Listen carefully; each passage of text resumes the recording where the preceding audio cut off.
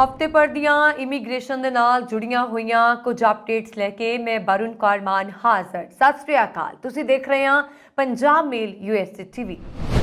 Green card ਉਡੀਕਦੇ ਵਰਕਰਾਂ ਨੂੰ ਅਮਰੀਕਾ ਦੇ ਵੱਲੋਂ ਰਾਹਤ ਮਿਲਣ ਦੀ ਸੰਭਾਵਨਾ। ਛਾਂਟੀ ਦੇ ਦੌਰਾਨ H1B ਵੀਜ਼ਾ ਧਾਰਕਾਂ ਨੂੰ ਮਿਲੀ ਰਾਹਤ। ਨੌਕਰੀ ਲੱਭਣ ਦੇ ਲਈ 60 ਦੀ ਥਾਂ 180 ਦਿਨ ਦਾ ਮਿਲਿਆ ਸਮਾਂ। ਕੈਲੀਫੋਰਨੀਆ ਦੇ ਵਿੱਚ ਕਿਸ਼ਤੀ ਪਲਟਣ ਕਾਰਨ 8 ਲੋਕਾਂ ਦੀ ਮੌਤ। 700 ਭਾਰਤੀ ਵਿਦਿਆਰਥੀਆਂ ਨੂੰ ਡਿਪੋਰਟ ਕਰਨ ਦਾ ਮਾਮਲਾ। ਸਾਰਾ ਦੱਸਾਂਗੇ ਕਿ ਕਿਵੇਂ ਸਰਕਾਰ ਦੇ ਸਾਹਮਣੇ ਆਇਆ ਇਹ ਫਰਜ਼ੀਵਾੜਾ। ਦੇਸ਼ ਨਿਕਾਲੇ ਦਾ ਸਾਹਮਣਾ ਕਰ ਰਹੇ ਭਾਰਤੀ ਵਿਦਿਆਰਥੀਆਂ ਨੂੰ ਲੈ ਕੇ ਕੈਨੇਡਾ ਦਾ ਬਿਆਨ ਆਇਆ ਸਾਹਮਣੇ। ਕੁਝ ਮਿਲੀ ਰਾਹਤ। ਇਮੀਗ੍ਰੇਸ਼ਨ ਨਿਊਜ਼ੀਲੈਂਡ ਨੇ 1,60,336 ਲੋਕ ਕੀਤੇ ਪੱਕੇ। 79% ਦੀ ਅਰਜ਼ੀਆਂ ਨਿਬੜੀਆਂ। ਭਾਰਤੀਆਂ ਤੇ ਚੜਿਆ ਵਿਦੇਸ਼ ਦਾ ਖੁਮਾਰ। ਬ੍ਰਿਟੇਨ ਜਾਣ ਦੇ ਲਈ ਖਤਰੇ 'ਚ ਪਾ ਰਹੇ ਜਾਨਾਂ। ਭਾਰਤ ਤੇ ਰੂਸ ਹੋਰ ਹਵਾਈ ਉਡਾਣਾਂ ਸ਼ੁਰੂ ਕਰਨ ਦੇ ਲਈ ਸਹਿਮਤ। ਅਮਰੀਕੀ ਰਾਸ਼ਟਰਪਤੀ ਦੀ ਸਲਾਹਕਾਰ ਕਮੇਟੀ ਉਹਨਾਂ ਲੋਕਾਂ ਨੂੰ ਵਰਕ ਪਰਮਿਟ ਜਾਰੀ ਕਰਨ ਉੱਤੇ ਵਿਚਾਰ ਕਰ ਰਹੀ ਹੈ ਜਿਹੜੇ 5 ਸਾਲਾਂ ਤੋਂ ਵੀ ਵੱਧ ਸਮੇਂ ਤੋਂ ਗ੍ਰੀਨ ਕਾਰਡ ਦੀ ਉਡੀਕ ਕਰ ਰਹੇ ਨੇ। ਰਾਸ਼ਟਰਪਤੀ ਦਾ ਸਲਾਹਕਾਰ ਕਮਿਸ਼ਨ ਗ੍ਰੀਨ ਕਾਰਡ ਅਰਜ਼ੀ ਦੇ ਮੁੱਢਲੇ ਪੱਧਰਾਂ ਉੱਤੇ ਰੁਜ਼ਗਾਰ ਦੀ ਮਨਜ਼ੂਰੀ ਲਈ ਕਾਰਡ ਜਾਰੀ ਕਰਨ ਦੀ ਸੰਭਾਵਨਾ ਉੱਤੇ ਵਿਚਾਰ ਕਰ ਰਿਹਾ ਹੈ। ਵਾਈਡਨ ਪ੍ਰਸ਼ਾਸਨ ਜੇਕਰ ਇਹ ਕਦਮ ਚੁੱਕਦਾ ਹੈ ਤਾਂ ਇਸ ਦੇ ਨਾਲ PR ਕਾਰਡ ਦੀ ਉਡੀਕ ਕਰਨ ਵਾਲਿਆਂ ਦੀ ਪਰੇਸ਼ਾਨੀ ਘਟੇਗੀ। ਭਾਰਤੀਆਂ ਸਣੇ ਵੱਡੀ ਗਿਣਤੀ ਹੋਰ ਮੁਲਕਾਂ ਦੇ ਜੰਮਪੜ ਲੋਕਾਂ ਨੂੰ ਇਸ ਕਦਮ ਦੇ ਨਾਲ ਰਾਹਤ ਮਿਲ ਸਕਦੀ ਹੈ। ਇਹ ਉੱਚੀ ਮਹਾਰਤ ਹਾਸਲ ਪੇਸ਼ੇਵਰ ਨੇ। ਅਮਰੀਕਾ 'ਚ ਆਵਾਸੀਆਂ ਨੂੰ ਗ੍ਰੀਨ ਕਾਰਡ ਮਿਲਣ ਦਾ ਮਤਲਬ ਹੁੰਦਾ ਹੈ ਕਿ ਉਹ ਪੱਕੇ ਤੌਰ ਉੱਤੇ ਉੱਥੇ ਰਹਿ ਸਕਦੇ ਨੇ।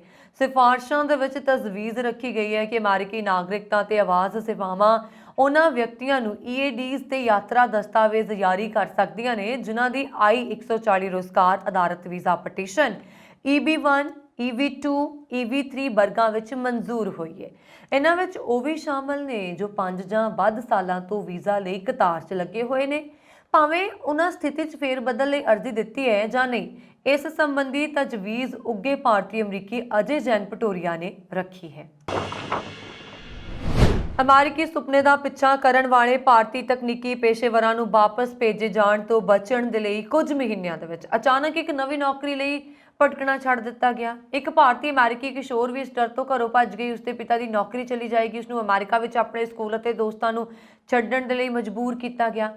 ਪਰ ਭਾਰਤੀ ਪ੍ਰਵਾਸੀਆਂ ਨੂੰ ਰਾਸ਼ਟਰਪਤੀ ਦੇ ਸਲਾਹਕਾਰ ਪੈਨਲ ਦੇ ਨਾਲ ਰਾਹਤ ਮਿਲ ਸਕਦੀ ਹੈ ਜਿਸ ਵਿੱਚ 60 ਦਿਨਾਂ ਦੀ ਰਿਆਇਤ ਮਿਆਦ ਵਧਾਉਣ ਦੀ ਸਿਫਾਰਿਸ਼ ਕੀਤੀ ਗਈ ਹੈ। ਸਬ ਕਮੇਟੀ ਨੇ H1B ਵੀਜ਼ਾ ਧਾਰਕਾਂ ਦੇ ਲਈ ਭਾਰਤੀ ਰੁਕਣ ਦੇ ਵਿਚਕਾਰ ਨਵੀਂ ਨੌਕਰੀ ਲੱਭਣ ਦੇ ਲਈ ਗ੍ਰੇਸ ਪੀਰੀਅਡ ਨੂੰ ਦੁੱਗਣਾ ਕਰਕੇ 180 ਦਿਨ ਕਰਨ ਦੇ ਲਈ ਜ਼ੋਰ ਦਿੱਤਾ ਹੈ।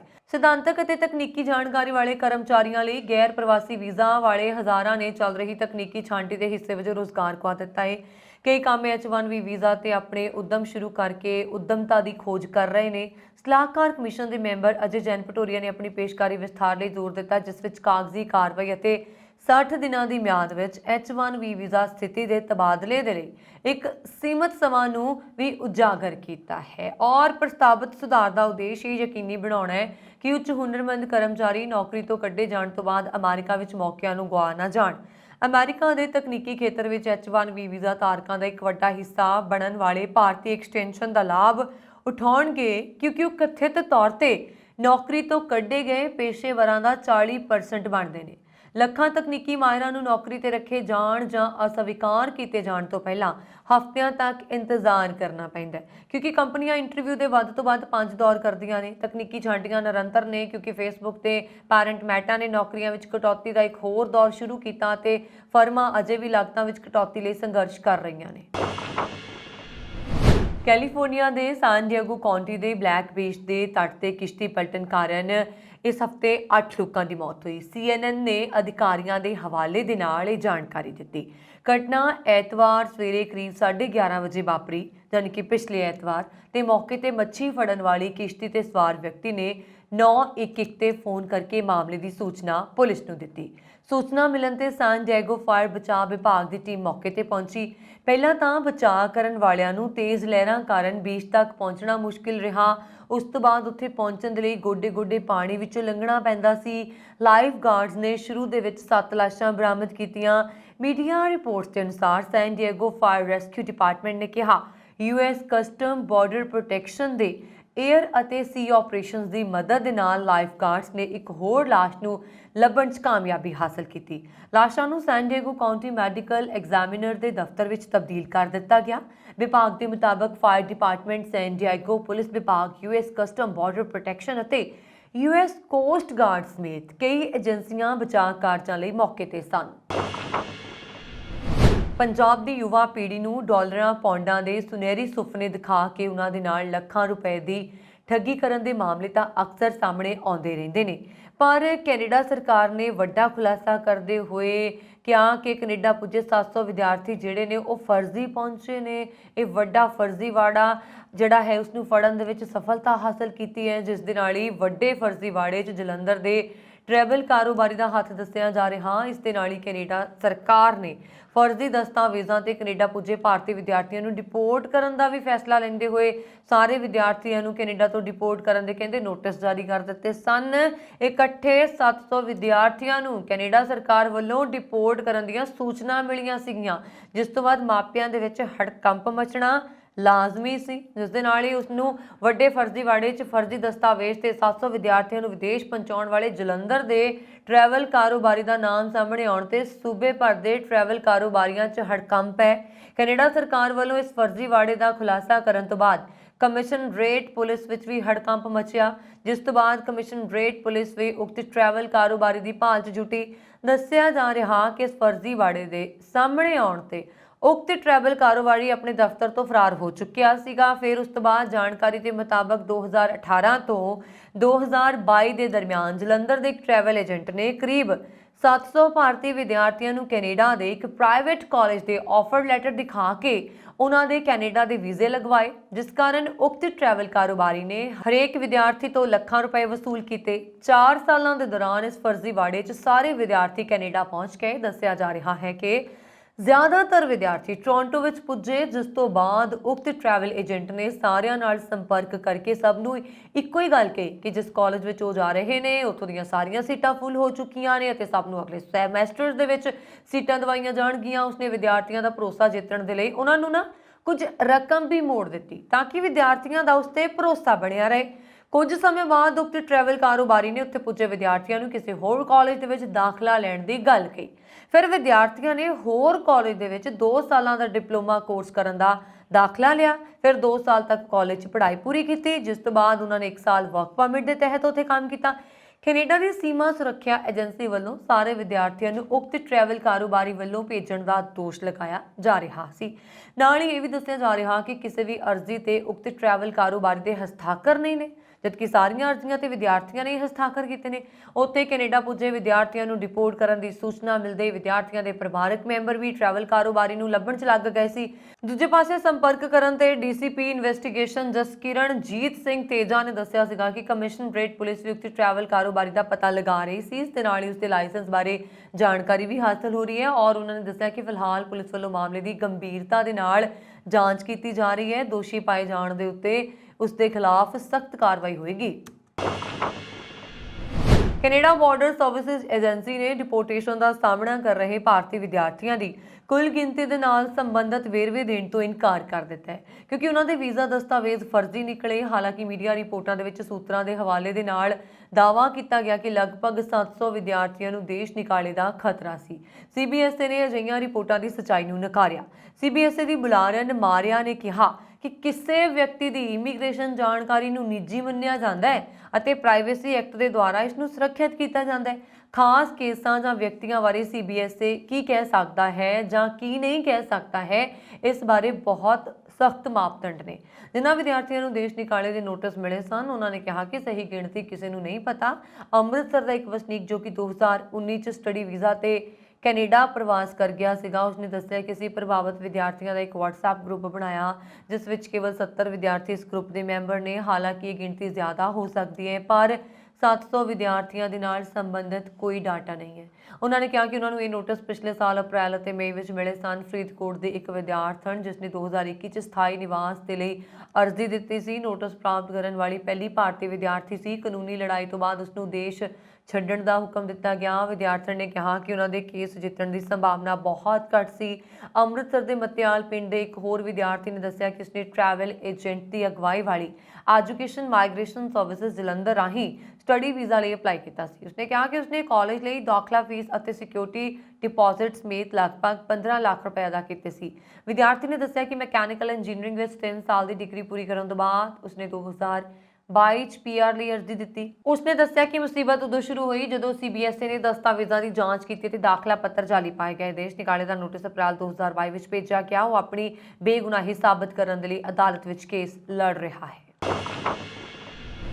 ਇਮੀਗ੍ਰੇਸ਼ਨ ਨਿਊਜ਼ੀਲੈਂਡ ਵੱਲੋਂ 2021 ਰੈਜ਼ੀਡੈਂਟ ਵੀਜ਼ਾ ਸ਼੍ਰੇਣੀ ਅਧੀਨ 2 ਗੇੜਾਂ ਦੇ ਵਿੱਚ ਅਰਜ਼ੀਆਂ ਮੰਗੀਆਂ ਗਈਆਂ ਸੀ ਅਤੇ ਇਹ 31 ਜੁਲਾਈ 2022 ਤੱਕ ਦਾਖਲ ਕਰਨ ਵਾਸਤੇ ਸਨ।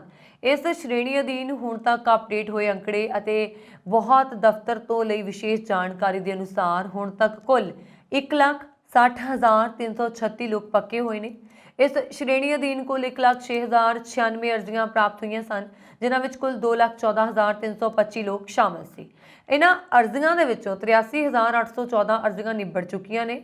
269 ਅਰਜ਼ੀਆਂ ਅਯੋਗ ਕਰਾਰ ਦਿੱਤੀਆਂ ਗਈਆਂ ਜਾਂ ਫਿਰ ਵਾਪਸ ਲਈਆਂ ਗਈਆਂ। ਇਹਨਾਂ ਮਨਜ਼ੂਰ ਹੋਈਆਂ ਅਰਜ਼ੀਆਂ ਦੇ ਵਿੱਚ 45,000 ਅਰਜ਼ੀਆਂ ਭਾਰਤੀ ਮੂਲ ਦੇ ਲੋਕਾਂ ਦੀਆਂ ਸਨ, ਜਿਨ੍ਹਾਂ ਦਾ ਨਿਬੇੜਾ ਹੋ ਚੁੱਕਿਆ ਤੇ ਵੀਜ਼ੇ ਲੱਗ ਗਏ ਨੇ। ਭਾਰਤੀ ਲੋਕਾਂ ਦੀਆਂ ਬਾਕੀ ਰਹਿੰਦੀਆਂ ਲਗਭਗ 10,500 ਅਰਜ਼ੀਆਂ ਉੱਤੇ ਆਉਣ ਵਾਲੇ 2-3 ਮਹੀਨਿਆਂ ਦੇ ਵਿੱਚ ਫੈਸਲਾ ਹੋਣ ਦੀ ਸੰਭਾਵਨਾ ਹੈ। ਅੰਤਰਮ ਵੀਜ਼ਾ ਖਤਮ ਹੋ ਰਿਹਾ ਹੈ ਔਰ ਜਿਨ੍ਹਾਂ ਲੋਕਾਂ ਦੇ ਆਰ 2021 ਸ਼੍ਰੇਣੀ ਅਧੀਨ ਅੰਤਰਿਮ ਵੀਜ਼ੇ ਅਗਲੇ ਮਹੀਨਿਆਂ ਵਿੱਚ ਖਤਮ ਹੋ ਰਹੇ ਨੇ, ਉਹ ਮੁਫਤ ਦੇ ਵਿੱਚ ਦੁਬਾਰਾ ਅਪਲਾਈ ਕਰ ਸਕਦੇ ਨੇ। ਅੰਤਰਿਮ ਵੀਜ਼ੇ ਵਿੱਚ ਉਹ ਦੇਸ਼ ਤੋਂ ਬਾਹਰ ਯਾਤਰਾ ਕਰਨ ਵਾਸਤੇ ਵੀ ਜਾ ਸਕਦੇ ਨੇ। ਨਿਊਜ਼ੀਲੈਂਡ ਵਿੱਚ ਕਾਨੂੰਨੀ ਤੌਰ ਉੱਤੇ ਰਹਿਣ ਦੇ ਲਈ ਇਹ ਜ਼ਰੂਰੀ ਹੋਏਗਾ ਕਿ ਤੁਹਾਡੇ ਕੋਲ ਅੰਤਰਿਮ ਵੀਜ਼ਾ ਹੋਏ। ਜੇਕਰ ਇਹ ਜਲਦ ਖਤਮ ਹੋ ਰਿਹਾ ਤਾਂ ਮੌਜੂਦਾ ਅੰਤਰਿਮ ਵੀਜ਼ਾ ਖਤਮ ਹੋਣ ਤੋਂ ਪਹਿਲਾਂ ਇਹ ਕਰਨਾ ਜ਼ਰੂਰੀ ਹੈ। ਉਂਝ ਇਮੀਗ੍ਰੇਸ਼ਨ ਵੱਲੋਂ ਇਹ ਕੰਮ ਆਪਣੇ ਆਪ ਵੀ ਕੀਤਾ ਜਾ ਰਿਹਾ, ਪਰ ਕੋਈ ਰਹਿ ਨਾ ਜਾਏ, ਇਸ ਕਰਕੇ ਲੋਕ ਵੀ ਅਗਾਊਂ ਅਪਲਾਈ ਕਰ ਸਕਦੇ ਨੇ ਤਾਂ ਕਿ ਕਿਸੇ ਵੀ ਤਰ੍ਹਾਂ ਗੈਰ ਕਾਨੂੰਨੀ ਨਾ ਹੋ ਜਾਣ। ਜਿਸ ਤੇ ਅੰਤਰਿਮ ਵੀਜ਼ੇ ਉੱਤੇ ਦੇਸ਼ ਤੋਂ ਬਾਹਰ ਜਾਣ ਦੀ ਆਗਿਆ ਨਹੀਂ ਹੈ, ਉਹ ਵੀ ਵੀਜ਼ਾ ਨਿਯਮ ਦੇ ਵਿੱਚ ਅਜਿਹਾ ਬਦਲਾਅ ਕਰਨ ਦੇ ਲਈ ਕਹਿ ਸਕਦੇ ਨੇ ਅਤੇ ਬਾਹਰ ਜਾਣ ਦੇ ਯੋਗ ਹੋ ਸਕਦੇ ਨੇ। ਇੰਗਲਿਸ਼ ਚੈਨਲ ਪਾਰ ਕਰਕੇ ਬ੍ਰਿਟੇਨ ਦੇ ਵਿੱਚ ਗੈਰ ਕਾਨੂੰਨੀ ਢੰਗ ਦੇ ਨਾਲ ਦਾਖਲ ਹੋਣ ਵਾਲੇ ਭਾਰਤੀਆਂ ਦੀ ਗਿਣਤੀ 'ਚ ਪਿਛਲੇ ਸਾਲ ਵਾਧਾ ਦਰਜ ਕੀਤਾ ਗਿਆ ਅਤੇ ਛੋਟੀਆਂ ਕਿਸ਼ਤੀਆਂ ਤੇ ਸਵਾਰ ਹੋ ਕੇ ਕੁੱਲ 683 ਲੋਕ ਦੇਸ਼ 'ਚ ਆਏ, ਜਿਨ੍ਹਾਂ 'ਚ ਜ਼ਿਆਦਾਤਰ ਭਾਰਤੀ ਪੁਰਸ਼ ਸਨ। ਬ੍ਰਿਟੇਨ ਵਿੱਚ ਅਨਿਯਮਿਤ ਮਾਈਗ੍ਰੇਸ਼ਨ ਦੇ ਸੰਬੰਧ ਵਿੱਚ ਦੇਸ਼ ਦੇ ਗ੍ਰਹਿ ਵਿਭਾਗ ਦੇ ਪਿਛਲੇ ਸਾਲ ਦੇ ਤਾਜ਼ਾ ਅੰਕੜਿਆਂ ਦੇ ਅਨੁਸਾਰ ਬ੍ਰਿਟੇਨ ਵਿੱਚ ਗੈਰ ਕਾਨੂੰਨੀ ਢੰਗ ਦੇ ਨਾਲ ਸਰਹੱਦ ਪਾਰ ਕਰਕੇ ਆਉਣ ਵਾਲੇ ਭਾਰਤੀਆਂ ਦੀ ਗਿਣਤੀ ਸਾਲ ਦਰ ਸਾਲ ਵੱਧ ਰਹੀ ਹੈ।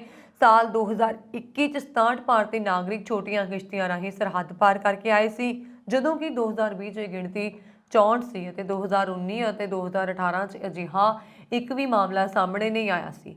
ਮਾਈਗ੍ਰੇਸ਼ਨ ਤੇ ਗਤੀਸ਼ੀਲਤਾ ਭਾਈਵਾਲੀ ਦੇ ਤਹਿਤ ਬ੍ਰਿਟੇਨ ਦਾ ਭਾਰਤ ਦੇ ਨਾਲ ਇੱਕ ਵਾਪਸੀ ਸਮਝੌਤਾ ਹੈ, ਜਿਸ ਦਾ ਜ਼ਿਕਰ ਬ੍ਰਿਟੇਨ ਦੇ ਪ੍ਰਧਾਨ ਮੰਤਰੀ ਰਿਸ਼ੀ ਸੁਨਕ ਨੇ ਬੀਤੇ ਹਫ਼ਤੇ ਸੰਸਦ ਵਿੱਚ ਕੀਤਾ ਸੀ। ਸੁਨਕ ਨੇ ਸਦਨ ਵਿੱਚ ਕਿਹਾ ਸੀ, ਅਸੀਂ ਭਾਰਤ, ਪਾਕਿਸਤਾਨ, ਸਰਬੀਆ, ਨਾਈਜੀਰੀਆ ਤੇ ਮਹੱਤਵਪੂਰਨ ਰੂਪ ਨਾਲ ਹੁਣ ਅਲਬਾਨੀਆ ਨਾਲ ਵਾਪਸੀ ਸਮਝੌਤੇ ਕੀਤੇ ਨੇ। ਭਾਰਤੀ ਮੂਲ ਦੇ ਬ੍ਰਿਟਿਸ਼ ਨੇਤਾ ਨੇ ਕਿਹਾ ਕਿ ਸਾਡੀ ਸਥਿਤੀ ਸਪਸ਼ਟ ਹੈ, ਜੇਕਰ ਤੁਸੀਂ ਗੈਰ ਕਾਨੂੰਨੀ ਢੰਗ ਦੇ ਨਾਲ ਇੱਥੇ ਪਹੁੰਚਦੇ ਹੋ ਤਾਂ ਤੁਸੀਂ ਇੱਥੇ ਸ਼ਰਨ ਦਾ ਦਾਅਵਾ ਨਹੀਂ ਕਰ ਸਕੋਗੇ, ਤੁਸੀਂ ਆਧੁਨਿਕ ਰਸਤਾ ਜਿਹੜਾ ਹੈ ਆਧੁਨਿਕ ਦਾਸਤਾ ਪ੍ਰਣਾਲੀ ਦਾ ਹਿੱਸਾ ਨਹੀਂ ਬਣ ਸਕੋਗੇ ਅਤੇ ਤੁਸੀਂ ਮਨੁੱਖੀ ਅਧਿਕਾਰਾਂ ਦੇ ਫਰਜ਼ੀ ਦਾਅਵੇ ਨਹੀਂ ਕਰ ਸਕੋਗੇ। ਗ੍ਰਹਿ ਵਿਭਾਗ ਦੇ ਅੰਕੜਿਆਂ ਦੇ ਮੁਤਾਬਕ 400 ਭਾਰਤੀ ਨਾਗਰਿਕ ਅਜਿਹੇ ਵੀ ਨੇ ਜੋ 2022 ਵਿੱਚ ਬ੍ਰਿਟੇਨ 'ਚ ਹਵਾਈ ਮਾਰਗ ਰਾਹੀਂ ਨਾਕਾਫੀ ਦਸਤਾਵੇਜ਼ਾਂ ਦੇ ਨਾਲ ਪਹੁੰਚੇ ਲੋਕਾਂ ਦੀ ਸ਼੍ਰੇਣੀ 'ਚ ਆਉਂਦੇ ਨੇ। ਬ੍ਰਿਟੇਨ ਵਿੱਚ 2022 'ਚ ਕੁੱਲ 45,755 ਲੋਕ ਛੋਟੀਆਂ ਕਿਸ਼ਤੀਆਂ ਰਾਹੀਂ ਗੈਰ ਕਾਨੂੰਨੀ ਰੂਪ ਨਾਲ ਦੇਸ਼ ਪਹੁੰਚੇ, ਜਿਨ੍ਹਾਂ ਵਿੱਚ ਭਾਰਤੀ ਨਾਗਰਿਕ ਸ਼ਾਮਲ ਨੇ। ਇਹਨਾਂ ਭਾਰਤੀ ਨਾਗਰਿਕਾਂ ਦੀ ਉਮਰ 25 ਸਾਲ ਤੋਂ 40 ਸਾਲ ਦੇ ਵਿਚਕਾਰ ਹੈ।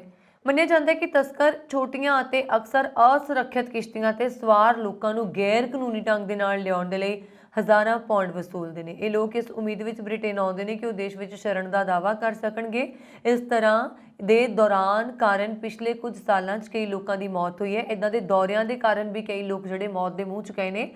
ਇਸ ਦੇ ਬਾਵਜੂਦ ਇਹ ਖਤਰਨਾਕ ਸਫ਼ਰ ਵਾਲਿਆਂ ਦੀ ਗਿਣਤੀ ਲਗਾਤਾਰ ਵੱਧ ਰਹੀ ਹੈ।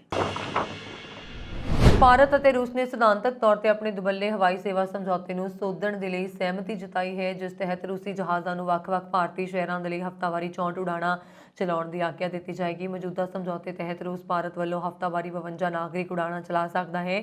ਇੱਕ ਸੀਨੀਅਰ ਅਧਿਕਾਰੀ ਨੇ ਦੱਸਿਆ ਕਿ ਭਾਰਤ ਨੇ ਸਿਧਾਂਤਕ ਤੌਰ ਤੇ ਹਫ਼ਤਾਵਾਰੀ ਹਵਾਈ ਉਡਾਣਾਂ ਦੀ ਗਿਣਤੀ 52 ਤੋਂ ਵਧਾ ਕੇ 64 ਕਰਨ ਦੇ ਲਈ ਸਹਿਮਤੀ ਜਤਾਈ ਹੈ, ਜੋ ਰੂਸੀ ਹਵਾਈ ਕੰਪਨੀਆਂ ਭਾਰਤ ਦੇ ਲਈ ਚਲਾ ਸਕਦੀਆਂ ਨੇ। ਇਸ ਦੁਵੱਲੇ ਹਵਾਈ ਸਮਝੌਤੇ ਦੇ ਵਿੱਚ ਸਮੇਂ ਸਿਰ ਸੋਧ ਕੀਤੀ ਜਾਏਗੀ। ਮੌਜੂਦਾ ਸਮੇਂ ਦੌਰਾਨ ਐਰੋਫਲੋਟ ਭਾਰਤ ਲਈ 7 ਹਫ਼ਤਾਵਾਰੀ ਹਵਾਈ ਉਡਾਣਾਂ ਚਲਾ ਰਹੀ ਹੈ, जबकि कोई भी भारतीय एयरलाइन रूस के लिए उड़ान नहीं भर रही है। इस तो पहला एयर इंडिया मास्को के लिए हवाई उड़ाणा चलाउंदी सी। नाम गुप्त रखण की शर्त ते एक अधिकारी ने दस्सिया कि रूसी कंपनी नूं भारत के लिए हफ्तावारी उड़ाणा कुल संख्या के कोटे की पूरी तरह वरतों करन विच कुछ समा लगेगा। पिछले महीने शहरी हवाबाजी सकत्तर राजीव बांसल की अगवाई हेठ एक भारतीय वफद ने शहरी हवाबाजी विच दुबल्ले सहयोग के नाल संबंधित मीटिंग के लिए मास्को का दौरा किया सी। भारत रूस दुबल्ले हवाई सेवा समझौते तहत रूसी खैरियर भारत में 6 मंजिला दिल्ली, बंबई, कोलकाता, गोवा, अमृतसर और अहमदाबाद के लिए उड़ाणा चला सकते हैं। इस सਨ इमीग्रेशन के नाल जुड़ियां हुई कुछ अपडेट्स तुसीं साडा YouTube channel Punjab mail USA TV जरूर सबसक्राइब कर दिओ जी। वरुण कौर मान नूं दिओ आग्या। शुक्रिया। सत श्री अकाल।